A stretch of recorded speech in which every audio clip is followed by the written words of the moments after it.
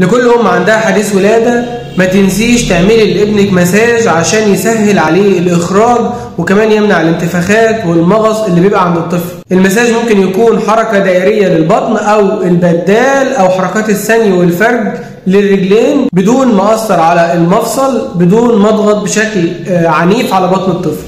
ده غير الاوضاع اللي انا ممكن احمل فيها الطفل باشكال معينه تساعده في انه يخرج الغازات او تريح بطنه من المغص. موجود فيديو خاص عن ازاي نكرع الطفل او اللي هو التجشؤ عند الاطفال على الصفحه، انصح حضرتك ان انت تشوفيه.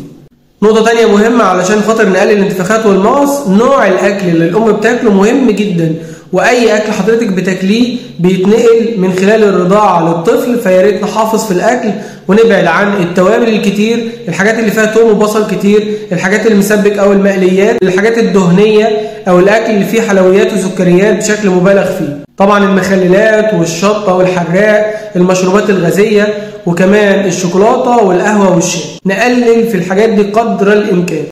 زي ما الاكل بيتنقل من خلال الرضاعه، كمان المشاعر الايجابيه والسلبيه حتى بتتنقل للطفل من خلال الرضاعه. فحاولي تكوني في مود كويس او في مزاج كويس اثناء الرضاعه، ونبعد عن العصبيه والنرفزه والتوتر.